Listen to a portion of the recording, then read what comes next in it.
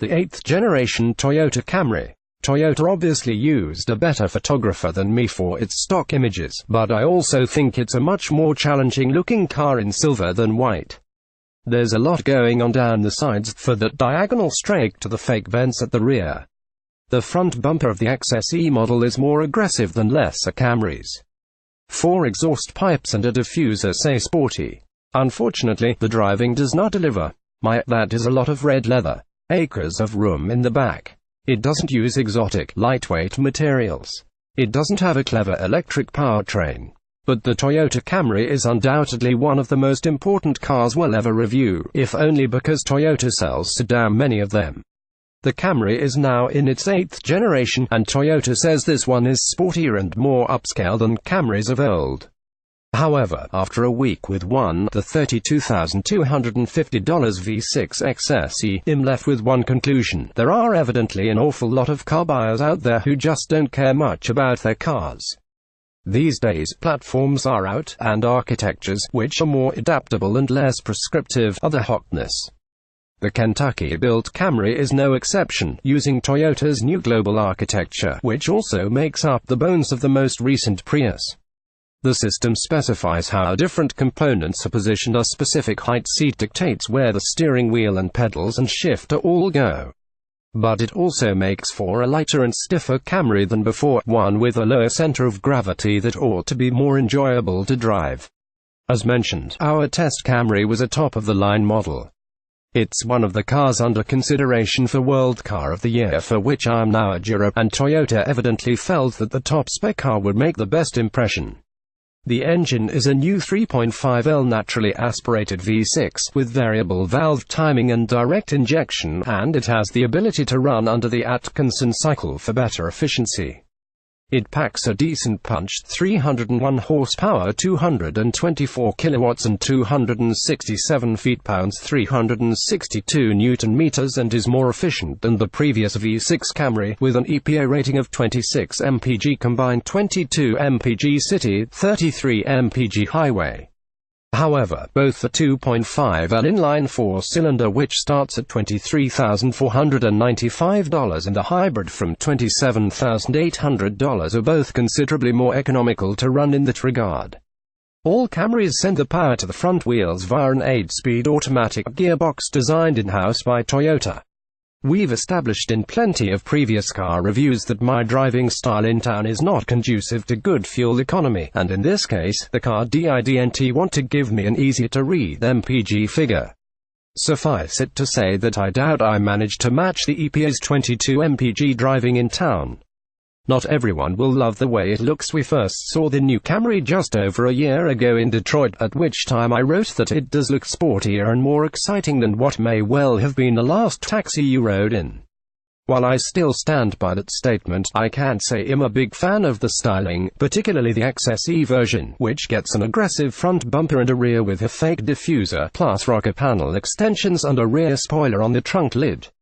Perhaps it's a color-sensitive thing. The white car in Toyota's images looks much less objectionable to me than the silver car I spent my week with. There's something about the Camry's styling that calls to mind the cars of the early jet age. Cars from the late 1950s with wings and vents on them. Then again, the Camry's deadliest rival right now is the new Honda Accord, and the car looks like it left the factory with a huge piece missing from the front bumper, so one's mileage may vary. On the inside, things probably weren't helped by the Camry's bright red leather interior. It looks like the office of what Terry Pratchett memorably called a lady of negotiable affection. Again, my opinion here is a factor of the press car, because things look a lot less objectionable when a more restrained palette is employed. Ignoring the scarlet hide, everything else is quite good. The ergonomics are sound, with the most widely used controls close at hand, and there's plenty of storage space in the doors and various other cubbies in the center console. The cabin is bright and airy, particularly thanks to our test car's twin sunroofs. The inside is also very roomy, both in the front and back, although the driver's seat is rather hard and doesn't offer much in the way of lateral support. And the trunk is voluminous, at 15.1 cubic feet, 427.5 L.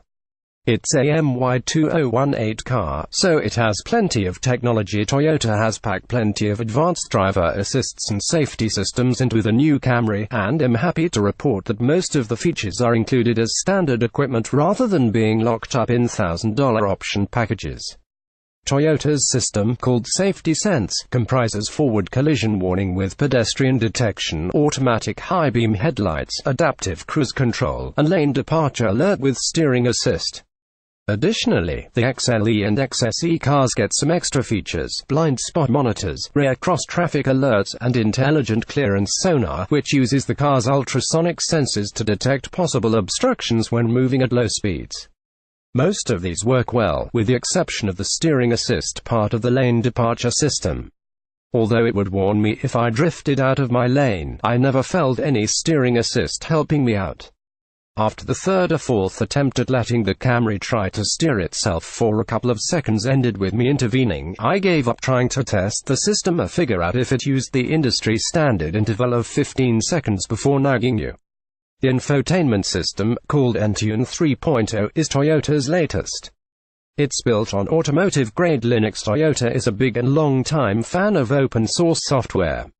In V6 models, you also get some added features like Siri and Google Voice controls, but no Android Auto or CarPlay, dynamic navigation which updates the map regularly over the air with poise, and recently added roads, HD and Sirius XM radio, and 4G LTE with Wi-Fi. Everything is controlled from an 8-inch touchscreen, 7 inches for low-spec cars. You also get Qi wireless charging in the V6 as standard.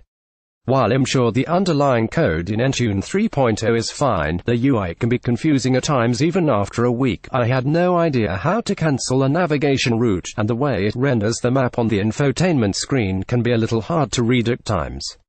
There's also a remote connect function for checking your car's status, guest driver monitoring, and even remote starting, the thought of which I'm sure is setting some readers' hair alight. The UI of the 4.2-inch display on the main instrument cluster is also less than ideal, with some confusing layouts that, for instance, make it very difficult to tell how much fuel you're actually using. Instead of a constantly moving bar graph, how about just giving me a numerical value? Sorry, still a bit boring to drive despite Toyota's press materials claiming this is the sportiest and best driving Camry to date, and despite the wide stance, aggressive bumpers, and that diffuser at the rear, there's no getting away from the fact that it's still a Camry. That means it has been designed to be as appealing as possible to the largest number of people. The result is a safe if unexciting time behind the wheel. The ride is good and isolates you from poor road surfaces, but it's not a car that encourages you to grab it by the scruff of the neck or demands to be taken out for an early morning drive on a twisty road. Then again, if excitement is what you're looking for, you're not going to shop for a Camry.